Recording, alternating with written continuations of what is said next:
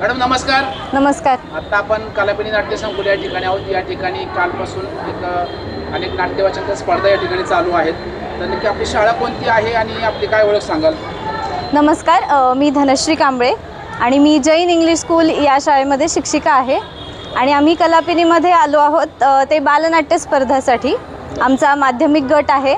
आमच्या प्राथमिक गटाने काल इथे सादरीकरण केलं होतं. आज आमचा माध्यमिक गट आम्ही इथे घेऊन आलो आहोत. काय आपल्या नाटकाचं नाव काय आहे? आमच्या नाटकाचं नाव चिव काऊ 2.0 असं बालनाट्य आम्ही सादर केलं आहे. त्याच्यामध्ये वेगवेगळे कॅरेक्टर्स आहेत. जसं की आपण जी चिव काऊची गोष्ट लहानपणापासून ऐकतोय त्याचं पुढचं व्हर्जन आम्ही मुलांना दाखवण्याचा प्रयत्न केला आहे. याच्यामधून काय संदेश गेलेला आहे, म्हणजे लहान मुलं असो किंवा पालकवर्ग असो? संदेश आमच्या ज्या लेखिका आहेत अनघा कुलकर्णी मॅडम, त्यांनी हे नाटक लिहिलं आहे आणि त्यांनी ह्याच्यात खूप छान पद्धतीने मुलांना स्वावलंबी कसं व्हायचं ह्याचा एक छोटासा धडा दिलेला आहे की जो गोष्टी रूपाने मुलांपर्यंत पोहोचला आहे. बरं, आपल्या शाळेचं वैशिष्ट्य काय सांगू शकाल? 100% निकाल आपल्या शाळेचा नेहमी लागतो. नक्कीच. इंग्लिश मीडियम जरी असेल तरी या ठिकाणी आपण एक छान असं मराठीत नाटक सादर केलं आहे. हो. तयारी करताना मुलांना काय अवघडल्यासारखं वाटणं किंवा पालकांना किंवा शाळेच्या जे शिक्षक आहेत त्यांना काय वेगळं पण वाटलं आहे का? तळेगावातली जैन इंग्लिश स्कूल ही आमची जी शाळा आहे तिला मागच्या 2 वर्षापूर्वीच 25 वर्ष पूर्ण झाली आहेत. जरी इंग्लिश मीडियम स्कूल असली तरीसुद्धा मराठी आणि भारतीय संस्कृती जोपासण्याचं काम आमची जैन इंग्लिश स्कूल करत असते आणि त्यामुळे मराठी शिकवायला मुलांना अजिबात जड गेलं नाही. कारण सगळ्यांची बोलीभाषा जी आहे ती मराठी आहे आणि मुलांना गोष्टी आवडतात म्हणून आम्ही गोष्ट घेतली होती आणि त्यामुळे त्याच्यात फक्त मुलांना अभिनय आणि जे काही दिग्दर्शन होतं ते तेवढंच बसवावं लागलं.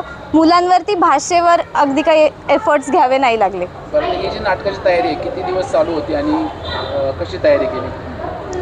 स्क्रिप्ट म्हणजे जसं बालनाट्य स्पर्धा आहे हे कळालं. आमचं ह्या नाटकाचा एक प्रयोग आधी झालेला आहे. आम्ही पुण्यातल्या एका स्पर्धेमध्ये हे नाटक सादर केलं होतं. त्यामुळे मुलांची तालीम गेल्या 1-1.5 महिन्यापासून चालू आहे. आणि ही जी वेशभूषा दिसते लहान मुलांची अतिशय वेगळं पण आहे त्या ड्रेसमध्ये, तर हे कसं काय तयारी केली तुम्ही? हे शाळेच्या शिक्षकांनीच संपूर्ण ते कस्टमाइज केलेलं आहे तो की म्हणजे जरी चिमणी असेल तरी चिमणी फक्त त्या एका विशिष्ट आउटफिटमध्ये नाही आहे. आमची मॉडर्न चिमणी आहे, मधमाशी आहे, राणी आहे.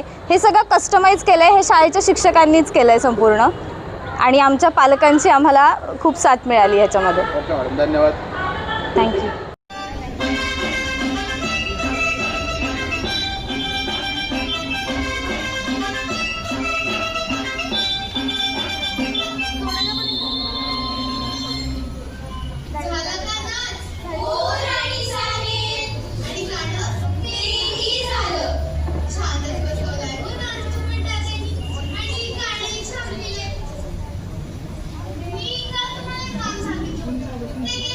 Thank you.